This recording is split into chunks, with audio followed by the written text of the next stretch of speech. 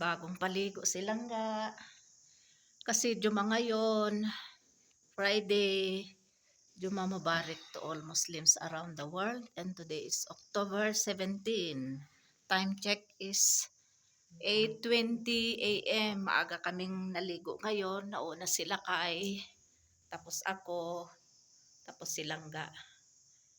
So, ayan. Yan ang routine niya. Morning. Every morning, daily. Ganyan yan. Paliguan ko na siya. Nagpainit ako ng tubig. Isang malaking balti o kaya timba. Mainit na mainit yung tubig. Kaya isahan lang yung pampainit. Kaya tamang-tama sa aming tatlo ni Lakay, kay Langga, at saka ako. Kasi mainit na mainit yung tubig. Nagpainit ako sa sa rad. Ayan, oh. Dito siya dito siya sa may pintuan kasi may sikat ng araw. Kasi nalamigan siguro. Malamig kasi eh. Kaya dapat talaga, especially ngayon, autumn, malamig na, hindi pwede yung galing sa faucet ang pampaligo, malamig. Super lamig yung tubig. Mas lalo na sa winter, nako. Talaga, maninigas ka talaga sa lamig. So need talaga by autumn at saka winter ang mainit na tubig ang pampaligo. Ayon si Tiger, oh. Paliguan din yan ni Fahad mamaya. Friday ngayon, very special day. Pero hindi naman kahit hindi naman Friday, naliligo naman mga tao dito. Diba? Ayan. Ganda ng weather ngayon, may sikat ng araw. Oh, maganda. Oh. Ayan. Silangga kagabi nakatulog naman siya. Maganda yung kanyang tulog, kaya pati ako nakatulog din ng maayos. Tingnan nyo yung laruan niya sa kanyang kamay. Meron talaga yan sa bunganga niya. Ay, lagyan ko pala siya ng powder para mabango-bango. Salamat sa nag-sponsor nitong powder, pulbos. Made in Malaysia ito. Oh, ayan. Salamat, Kabsat. Ayan. May pinadala pa siya noon kasama nito. Oh, yung pala, yung glysolid yata yung kasama, tapos yung sabon nito, at saka pa ba yung mga pinadala ni Kabsat last year. Ayan na. Alangga, you put powder. Ayan, nakahiga siya dito siya sa may sa may init. Kasi nilamigan bago ko siyang paligo. Ayan. Ayan.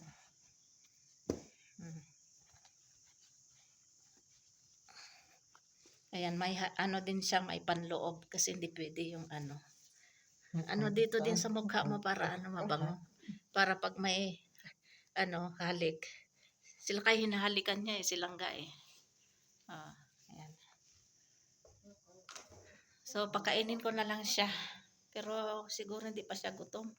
Kasi kung kung gutom yan, magbubukas yan ng yung hotpot, yung paglalagyan ng chapati.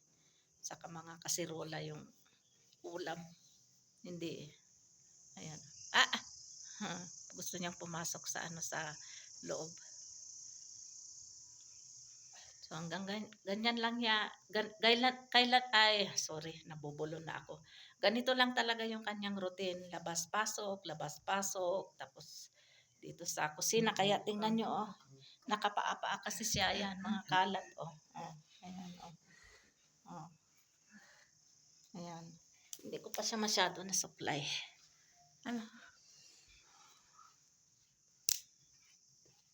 Ayan, oh. Dapat gupitin uli itong buhok niya kasi mahaba na naman, oh. Busy pa kasi sila kay. Ayan, oh, silang ga. Inagaw niya yung inagaw niya yung yung brush. Do not throw her down. Langga, give me her. Yung tinapon na niya. So, ito magsimula na akong magtrabaho, maglinis. Tapos kung ano-ano yung gagawin. Oh, may tiger oh. Hala, tiger. Sono. Ayun, no, silangga oh. Labas. Ganyan lang yung trabaho niya. Ayan. Labas pasok dito sa. Ayan, mag-ano na ako, maglinis na ako dito sa loob kasi madumi. Inuna ko kasi na mapaliguan silangga. Ayan oh. Dumi pa. Ayan. Nagkalat pa oh. Ayan. Ayusin ko ito. Ayan. Buksan ko pa itong bintana. Ayan. Tapos ito yung sa loob, di pa ako nakatupi ng kumot. Oh. Ayan. Dito kami nilangga natutulog. Hindi ko pa natupi. So mag-umpisa na akong magtrabaho, magwalis, maglinis at kung ano pa magluto kung anong pwedeng lutuin na ulam. Pero kahapon ng gabi nagluto na ako ng ulam, ng patatas. Ito naman yung namin o yung chimney. Kasi sa hapon nagagatong kami kasi malamig na paghapon. Ayan, dami ko pang linisin. Ayan, mga dried na kalat o mga dahon. Ayan, silangga oh.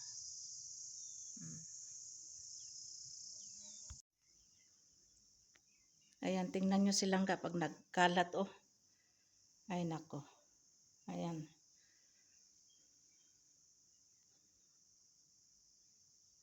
Ganito yung kanyang trabaho, magkalat.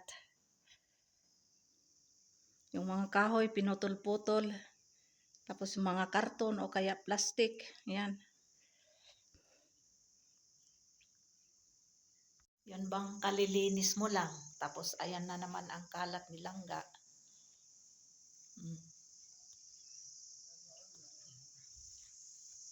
Andun si langga oh. Hindi pa rin siya nakahiga. Simula kaninang umaga na nagising.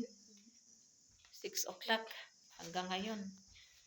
Tapos pinaliguan ko 8 a.m. Ito pa rin siya oh. 12 noon na. 12:16 noon na. Ayan, nakalinis na ako. Kaya lang kalat ulit si langga.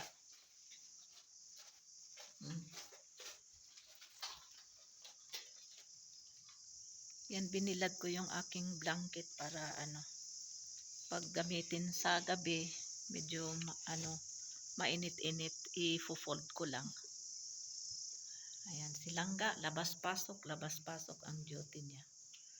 Mamaya, siguro mga 1 p.m. baka mahiga na yan. Kasi pinatake ko na siya ng yung pampatulog ba, pampakalma. Ayan.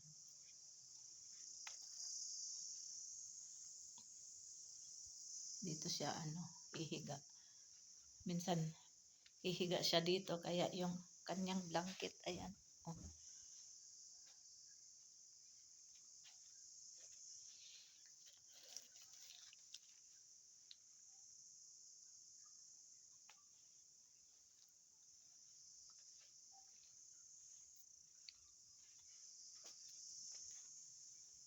You go now inside lang kayo. Lie down now there. Pero hindi pa mapungay yung kanyang mata. Mamaya pag pagod na yan, kusa na yan siyang ihiga. Ayan, tingnan niyo.